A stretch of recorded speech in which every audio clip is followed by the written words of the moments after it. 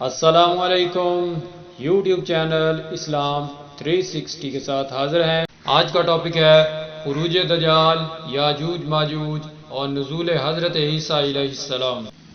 صحیح مسلم حدیث نمبر 7373، قال رسول اللہ صلی اللہ علیہ وسلم۔ ابو خیثمہ زہیر بن حرب اور محمد بن مہران رازی نے مجھے حدیث بیان کی۔ الفاظ رازی کے ہیں۔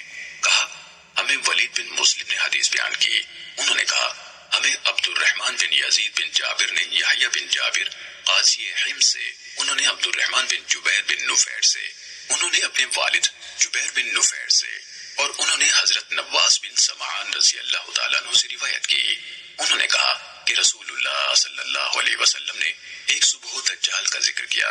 آپ نے اس کے ذکر کے دوران میں کبھی آواز دھیمی کی، کبھی اونچی کی، یہاں تک کہ ہمیں ایسے لگا جیسے وہ کھجوروں کے جھنڈ میں موجود ہے۔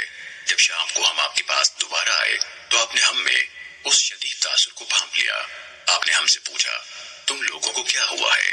ہم نے عرض کی اللہ کے رسول، صبح کے وقت آپ نے دجال کا ذکر فرمایا تو آپ کی آواز میں ایسا اتار چڑھاؤ تھا کہ ہم نے سمجھا کہ وہ کھجوروں کے جھنڈ میں موجود ہے۔ اس پر آپ صلی اللہ علیہ وسلم نے ارشاد فرمایا مجھے تم لوگوں یعنی حاضرین پر دجال کے علاوہ دیگر جہنم کی طرف بلانے والوں کا زیادہ خوف ہے۔ اگر وہ نکلتا ہے اور میں تمہارے درمیان موجود ہوں تو تمہاری طرف سے اس کے خلاف اس کی تکذیب کے لیے دلائل دینے والا میں ہوں گا، اور اگر وہ نکلا اور میں موجود نہ ہوا تو ہر آدمی اپنی طرف سے حجت قائم کرنے والا خود ہوگا، اور اللہ ہر مسلمان پر میرا خلیفہ یعنی خود نگہبان ہوگا۔ وہ گچھے دار بالوں والا ایک جوان شخص ہے، اس کی ایک آنکھ بے نور ہے۔ میں ایک طرح سے اس کو عبد العزیٰ بن قطن سے تشبیہ دیتا ہوں۔ تم میں سے جو اسے پائے تو اس کے سامنے سورہ کہف کی ابتدائی آیات پڑھے۔ وہ عراق اور شام کے درمیان ایک راستے سے نکل کر آئے گا، وہ دائیں طرف بھی تباہی مچانے والا ہوگا اور بائیں طرف بھی۔ اے اللہ کے بندو تم ثابت قدم رہنا۔ ہم نے عرض کی اللہ کے رسول زمین میں اس کی سرعت رفتار کیا ہوگی؟ آپ نے فرمایا بادل کی طرح جس کے پیچھے ہوا ہو۔ وہ ایک قوم کے پاس آئے گا، انہیں دعوت دے گا، وہ اس پر ایمان لائیں گے اور اس کی باتیں مانیں گے تو وہ آسمان کے بادل کو حکم دے گا، وہ بارش برسائے گا، اور وہ زمین کو حکم دے گا تو وہ فصلیں اگائے گی۔ شام کے اوقات میں ان کے جانور چراگاہوں سے واپس آئیں گے تو ان کے کوہان سب سے زیادہ اونچے اور تھن انتہائی زیادہ بھرے ہوئے اور کوکھیں پھیلی ہوئی ہوں گی۔ پھر ایک اور قوم کے پاس آئے گا اور انہیں بھی دعوت دے گا، وہ اس کی بات ٹھکرا دیں گے، وہ انہیں چھوڑ کر چلا جائے گا تو وہ قحط کا شکار ہو جائیں گے، ان کے مال مویشی میں سے کوئی چیز ان کے ہاتھ میں نہیں ہوگی۔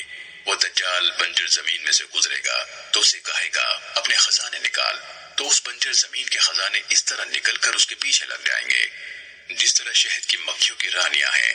پھر وہ ایک بھرپور جوان کو بلائے گا اور اسے تلوار مار کر یکبار کی دو حصوں میں تقسیم کر دے گا، جیسے نشانہ بنائے جانے والا ہدف یکدم ٹکڑے ہو گیا ہو۔ پھر وہ اسے بلائے گا تو وہ زندہ ہو کر دیکھتے ہوئے چہرے کے ساتھ ہنستا ہوا آئے گا۔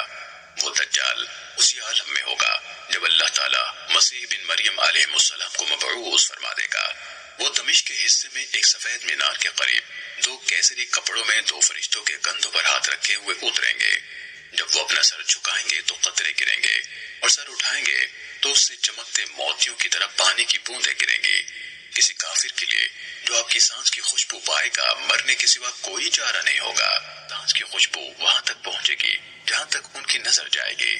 آپ علیہ السلام اسے ڈھونڈیں گے تو اسے لد کے دروازے پر پائیں گے اور اسے قتل کر دیں گے۔ پھر عیسیٰ بن مریم علیہ السلام کے پاس وہ لوگ آئیں گے جنہیں اللہ نے اس یعنی دجال کے دام میں آنے سے محفوظ رکھا ہوگا، تو وہ اپنے ہاتھ ان کے چہروں پر پھیریں گے اور انہیں جنت میں ان کے درجات کی خبر دیں گے۔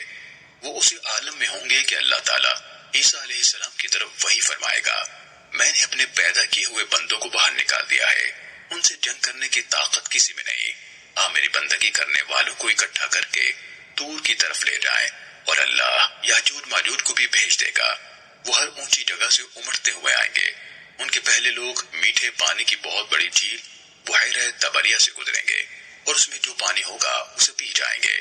پھر آخری لوگ گزریں گے تو کہیں گے کبھی اس بحیرہ میں بھی پانی ہوگا۔ اللہ کے نبی حضرت عیسیٰ علیہ السلام اور ان کے ساتھی محصور ہو کر رہ جائیں گے۔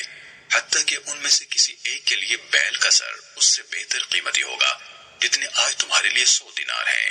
اللہ کے نبی عیسیٰ علیہ السلام اور ان کے ساتھی گڑ گڑا کر دعائیں کریں گے تو اللہ تعالیٰ ان یعنی یاجوج ماجوج پر ان کی گردنوں میں کیڑوں کا عذاب نازل کر دے گا تو وہ ایک انسان کے مرنے کی طرح یک بارگی اس کا شکار ہو جائیں گے۔ پھر اللہ کے نبی عیسیٰ علیہ السلام اور ان کے ساتھی اتر کر میدان زمین پر آئیں گے تو انہیں زمین میں بالش بھر بھی جگہ نہیں ملے گی جو ان کی گندگی اور بدبو سے بھری ہوئی نہ ہو۔